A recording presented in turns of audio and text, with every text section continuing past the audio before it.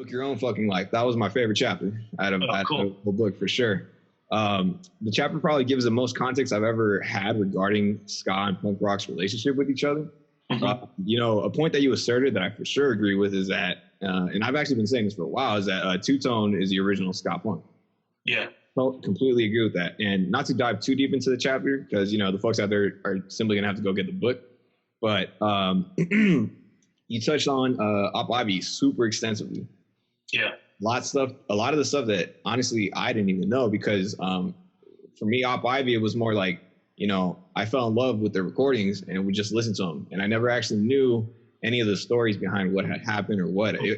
Like the misconception was always that for some reason, Jesse Michaels didn't want to get famous or something. And that's why the band broke up. And I always knew there had to be like more to that story. And so I'm glad that you actually, touched on them, but you also made a great point. You said Op Ivy was doing something no band dared to do before them. You said they were recontextualizing ska within the punk genre.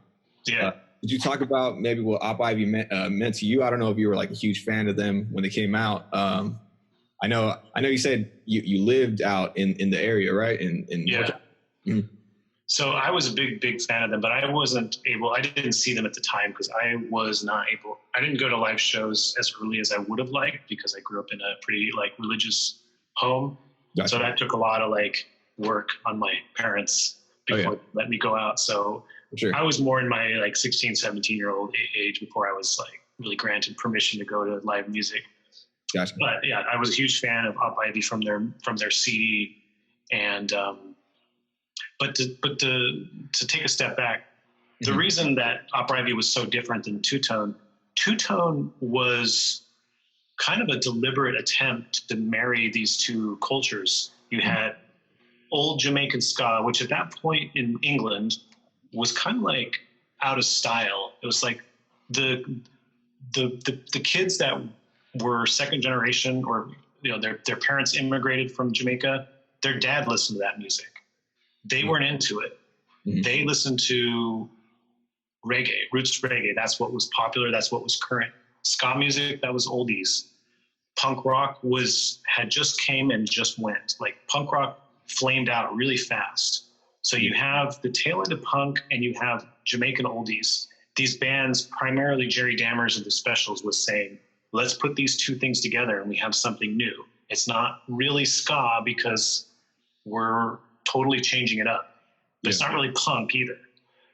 So that was the backdrop of how two-tone came about. And the bands were all very interested in being experimental. That's why the bands all sounded so different. And that's why you see those bands move into new territory really fast. Like the two-tone bands, all of their sophomore albums, not as popular, really good and really unique. They're not like sticking true to the formula. Yeah. So when that music came to America, as well as every other country, it was like two-tone, they didn't understand the components. They didn't know Jamaican ska plus punk equals this. They saw the final result of these bands. Yeah. So they took that as a formula. They took that as a formula, and that was called ska to them. And that's what you saw in the early 80s, mid 80s American ska bands. They would add their own spin to it. The Untouchables in LA were awesome. They were an awesome early band, and they added the element of like Northern Soul was definitely and mod culture, but they were definitely thought of ska as a two-tone thing, and that's how they played ska. So that's why Op Ivy was so different, because they weren't coming at ska in that same way. They were actually punk rockers primarily, and it was Tim who was the main push towards ska. The other guys, like Jesse Michaels, wasn't even really into ska. Dave Mello, the drummer who I talked to, didn't know anything about ska, and Tim would say, listen to these records, basically the two-tone records, and say, this is how you play ska.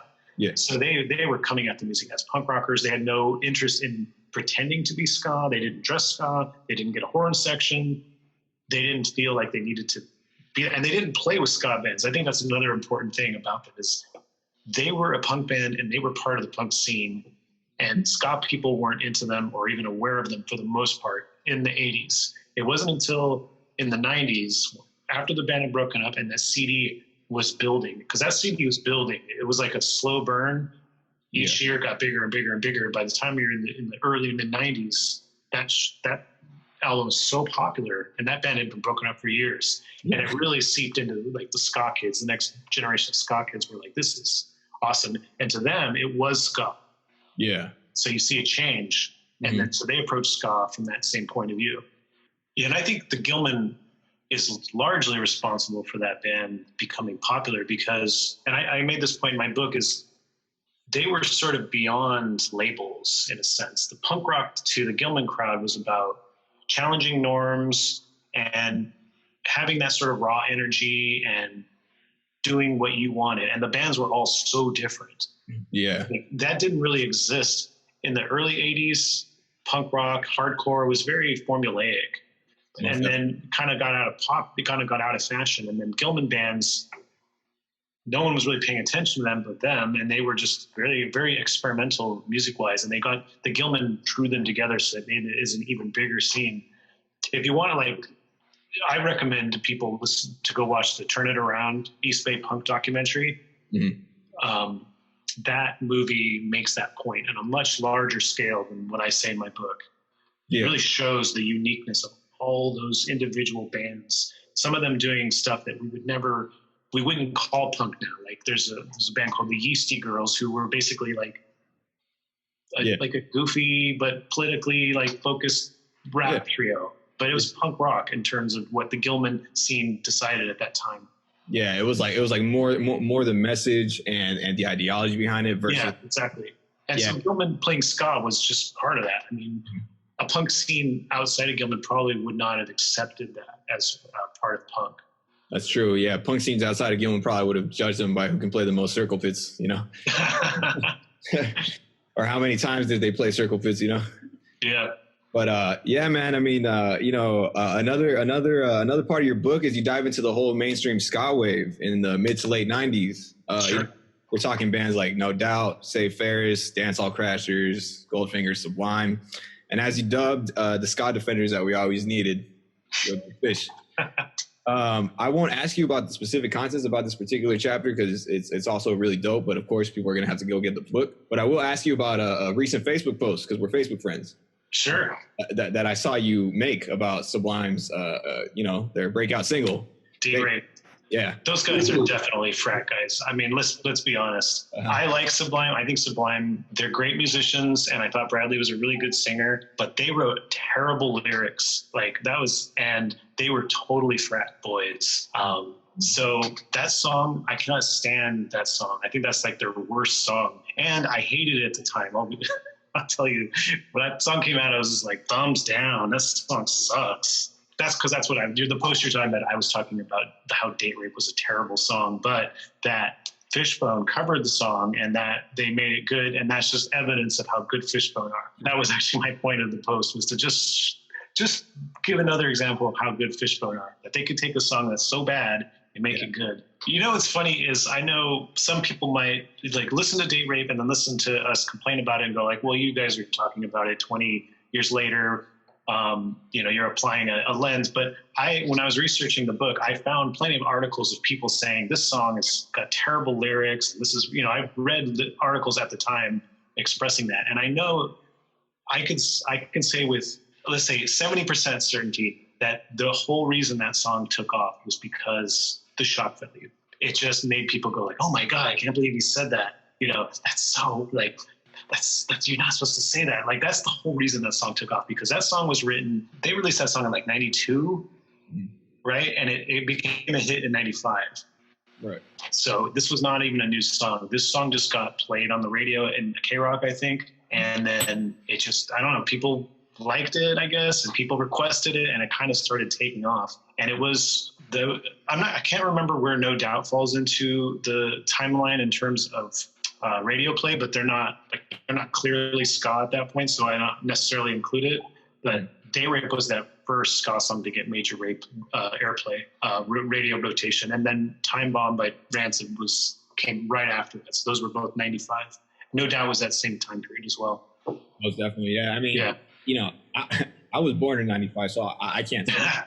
But, No Doubt, I think it was called Underneath It All, right? not necessarily a ska song, but clearly it was like a pop reggae take, you know? Yeah. All of No Doubt's prior albums were like super ska, you know? Super ska. Gwen Stefani has always kind of like upheld that genre. Like I think she was a judge on, I can't remember what show it was. I think it was like The Voice. Yeah. Voice. There you go. And anytime anybody showed up with like a reggae song or anything, she immediately gave him a shot, you know? Of course, no one was showing up with ska songs, but anybody that showed up with like a reggae song, she immediately gave him a shot. So I think it's cool that she's always kind of, at least nodded at people that. Yeah, I don't think she's never gone out of her way to distance herself from her ska past. So she may not be on stage playing ska songs on a regular basis or anything, but she hasn't pulled like a Bravery or the Killers and tried to pretend that they never had a ska past. Most definitely. One more question I was going to ask you about the Sublime point. Sublime springboarded a whole wave of bands. Yeah, Kali Reggae we call it. Do you like those bands, or how do you feel about those bands? Not particularly. Now, see,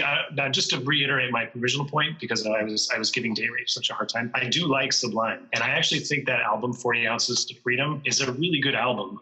Aside from Day Rage, and part of what I like about Sublime is that they're super eclectic. They would play like punk rock songs, they would play ska songs, they would play just dub reggae songs. Yeah. They were super creative. So what was weird about the bands that they inspired, this whole Kali Reggae thing that happened after them, was that eclecticness just went away. They just took like 3 Sublime songs and then they built their bands out of those songs. So it's strange to me. I don't get it. You touched on the fourth wave and the meme culture surrounding it. Yeah.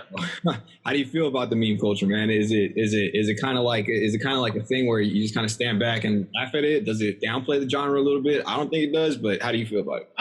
I feel like there's pros and cons to it. I mean, I think I appreciate people in a culture that makes fun of themselves, for sure. I think that's one thing that's always been true about ska, is that ska and ska people do not take themselves all that seriously. Well, for the most part. Yeah.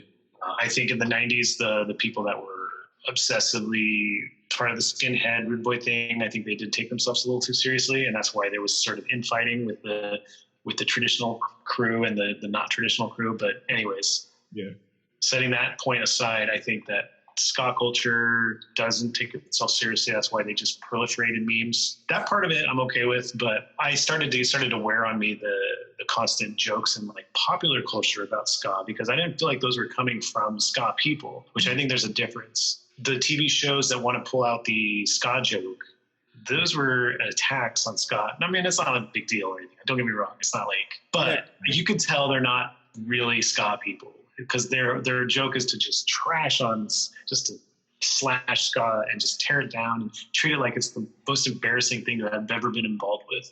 Yeah. And I just feel like, okay, it's a one-note joke. Like, what's the joke beyond it was super embarrassing?